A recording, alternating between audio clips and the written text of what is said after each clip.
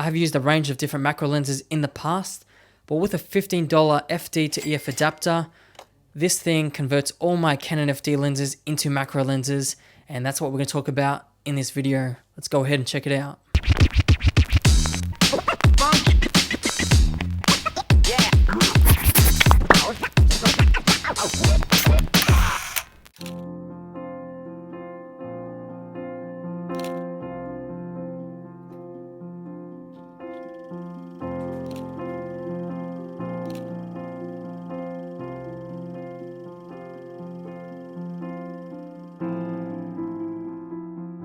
Hey guys, Zeek here, hope you're all doing well.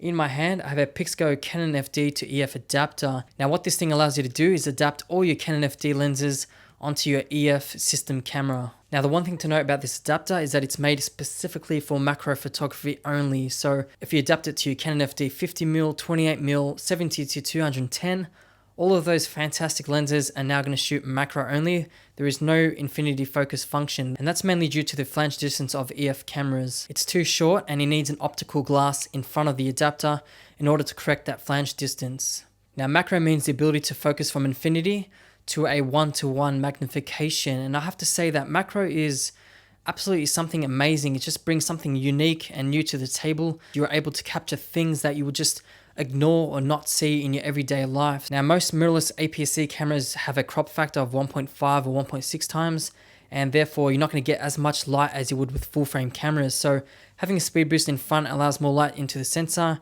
you get more shallow depth of field, and when you're shooting macro, this is definitely a big plus. I took my $200 Canon EOS M camera with 18 megapixels. I attached a Viltrox speed booster in front of it so I can get more light into the sensor, as well as a more shallow depth of field when I was shooting my macro shots. Now don't forget, this is a $200 camera with 18 megapixels. All these lenses work absolutely flawlessly with this adapter, and I was just absolutely amazed with the quality, the rendition, the color, just how organic and cinematic it looked. It looked like I was painting on a canvas with just the background, how it rendered, the bokeh, and the smoothness of the overall picture. Now all these macro shots that you're seeing were shot on the Canon EOS M with the adapter and mostly the Canon 28mm f2.8 lens, because this thing has the closest minimum focus distance, and what I mean by that is how close you can get to your subject from the element of this glass. As a general rule of thumb, the wider the lens, the closer the minimum focus distance. The longer lens, then you're going to have to get back, and the minimum focus distance is not going to be that close in comparison to your wider lenses. Now looking at these EOS M RAW samples, they weren't touched that much in Photoshop. I mean, look at these samples. These were barely touched, no adjustments made at all, just plain, and the quality looks absolutely superb. I then added some contrast and shadows and then just bumped up the saturation a little, and this was the final output that I was able to achieve with this budget camera. So again, all these RAW samples are with the Canon FD 28mm f2.8 lens.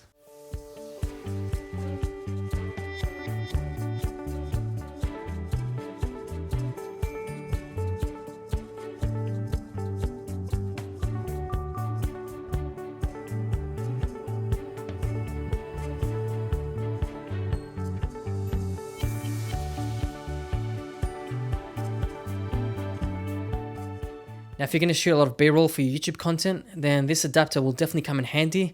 The other day I tested shooting B-roll with the Canon M50. I mounted my trusty Canon FD 28mm f2.8 lens, and I just wanted to see how close you could focus to a lens and see how well the B-roll quality would come out. Alright guys, so I have a Canon FD lens in my hand. It's a 51.8.